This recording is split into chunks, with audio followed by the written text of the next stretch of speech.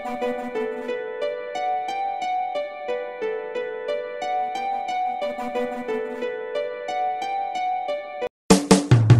welcome back. Kembali lagi di channel Atoa Hayato.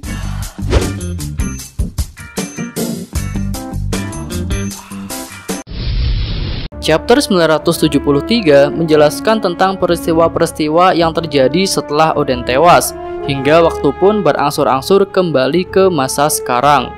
Secara garis besar, chapter ini mengungkapkan tentang pelarian 9 pelayan Oden, hingga terungkapnya identitas asli Kyoshiro yang ternyata adalah Denjiro. Namun di balik semua itu ada beberapa hal tersembunyi yang tidak digambarkan dengan jelas. Tapi hal-hal itu sangat menarik untuk dibahas. Oke, langsung aja kita mulai pembahasannya. Hal tersembunyi pertama adalah mengenai suku Ming di Pulau Zu. Di bagian awal chapter ini, Oden menyinggung tentang suku Ming dan menyatakan bahwa suku Ming adalah prajurit yang tangguh. Dan jika waktunya tiba, suku Ming akan menjadi bantuan yang sangat berarti. Nah, poinnya di sini adalah pada kata-kata jika saatnya tiba dan juga tentang bentuk bantuan dari suku Ming. Menurut kami, kata-kata jika saatnya tiba di sini mengandung dua macam arti. Yang pertama adalah saat untuk merebut Wano kembali, dan yang kedua adalah saat untuk memulai pertempuran terbesar atau pertempuran akhir One Piece.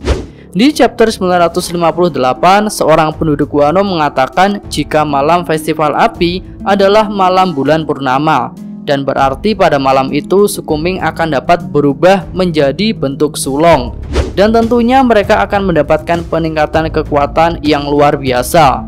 Nah, berdasarkan hal itu kami rasa Oden sudah tahu jika pertempuran untuk merebut Wano kembali akan terjadi pada malam bulan purnama. Karena itulah Oden mengatakan jika suku Ming akan banyak memberikan bantuan. Lalu poin yang kedua adalah bantuan pada saat pertempuran akhir One Piece. Tentu nakama sekalian masih ingat kata-kata terakhir Oden sebelum dieksekusi, bahwa Wano harus menjadi negara terbuka untuk membantu orang yang terlahir kembali setelah 800 tahun. Lalu di chapter ini Oden mengatakan jika Wano dan Zu memiliki hubungan yang kuat di masa lalu. Jadi kesimpulannya, suku Ming juga akan sangat membantu dalam pertempuran akhir One Piece. Dan jika ditarik lebih jauh lagi, bisa juga disimpulkan bahwa salah satu suku Ming akan menjadi bagian penting dari orang yang akan datang dari 800 tahun yang lalu. Dan dalam arti lain, salah satu suku Ming akan menjadi next nakama bajak laut topi jerami yang akan membantu Luffy, karena Luffy lah orang yang terlahir kembali setelah 800 tahun itu. Oke, selanjutnya hal yang kedua adalah tentang cara Denjiro merubah bentuk wajahnya. Iya, prediksi tentang Kyoshiro adalah Denjiro memang sudah lama muncul, dan hal itu akhirnya menjadi kenyataan di chapter ini. Tapi tentu yang masih mengganjal adalah bagaimana cara Denjiro ini bisa merubah bentuk wajahnya, yang bisa dikatakan jadi sangat berbeda dari sebelumnya. Jika melihat pengakuan dari Denjiro, dia mengatakan bahwa setan amarahlah yang telah merubah dirinya menjadi seperti ini. Berdasarkan hal itu, tentu banyak yang menduga jika saking stres dan frustasinya, wajah Denjiro jadi berubah. Dasar pemikiran itu juga bisa diambil dari kejadian di dunia nyata yang disebut dengan Marie Antoinette Syndrome, yang mana rambut seseorang bisa tiba-tiba berubah menjadi putih karena stres yang sangat parah. Hal itu pun pernah terjadi pada Ratu Marie Antoinette sendiri. Rambut sang ratu Perancis itu tiba-tiba berubah menjadi putih hanya dalam waktu semalam, karena dia sangat stres dalam menghadapi eksekusinya esok hari. Lalu dasar yang kedua bisa kita lihat dari perubahan yang terjadi pada karakter Kaneki Ken di anime Tokyo Ghoul. Rambut Kaneki tiba-tiba berubah menjadi putih karena mengalami penyiksaan yang luar biasa, dan saat itu sepertinya dia juga sangat stres karena siksaan tersebut. Tapi di balik itu semua ada satu pertanyaan penting di sini, yaitu apakah rambut Denjiro benar-benar berubah menjadi putih?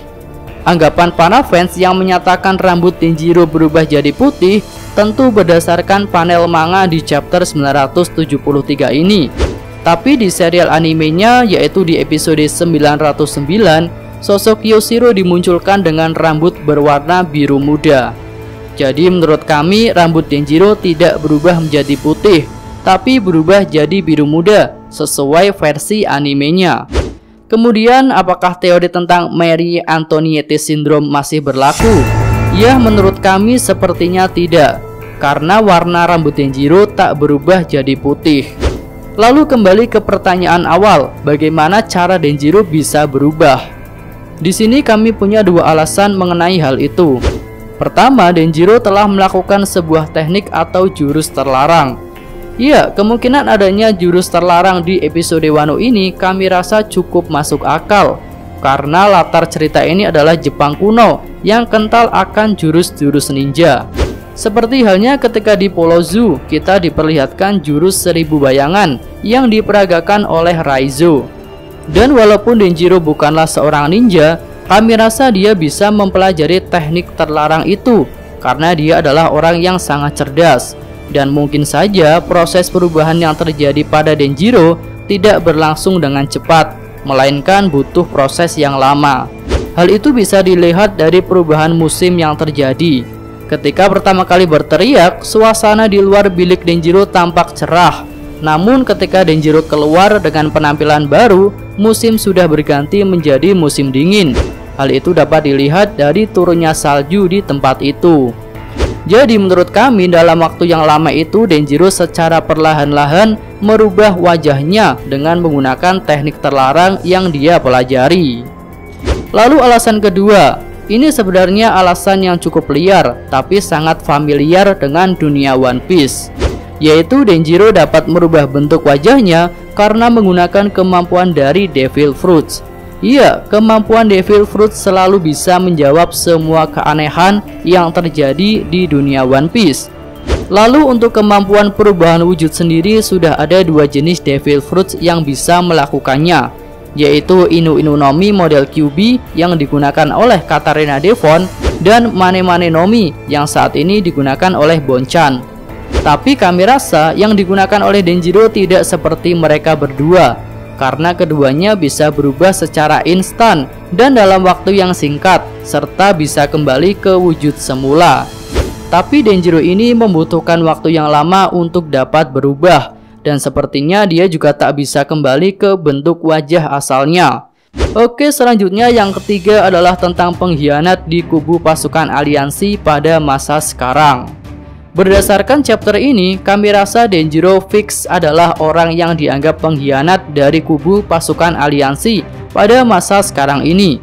Iya, tentu dialah yang telah membocorkan isi dari kode rahasia yang disebarkan oleh Kinemon, sehingga Orochi bisa mengetahuinya. Namun semua itu dilakukan Denjiro untuk menjalankan misi rahasianya sendiri, di mana dia berusaha untuk membuat Orochi tenang dan bisa berpesta dengan nyaman di Onigashima. Tapi sebenarnya Orochi telah jatuh pada perangkap Denjiro. Di sini kami melihat jika Denjiro tak mau mengatakan pada Orochi bahwa kata-kata terakhir Toki hanya bualan, tapi malah membuat Orochi percaya bahwa pada masa 20 tahun kemudian pelayan Oden akan kembali, dan Orochi harus bersiap-siap untuk mengantisipasi hal itu. Namun disinilah letak kecerdikan Denjiro.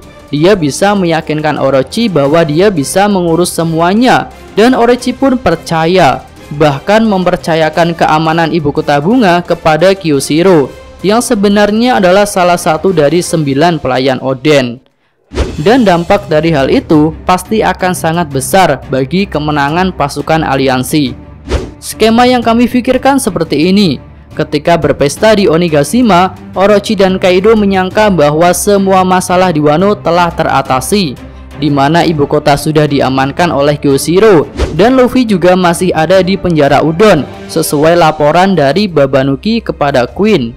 Tentu hal itu akan membuat Orochi dan Kaido lengah, dan saat itulah serangan dari pasukan aliansi akan sangat berpengaruh, dan mungkin akan langsung mengurangi jumlah musuh dengan cepat.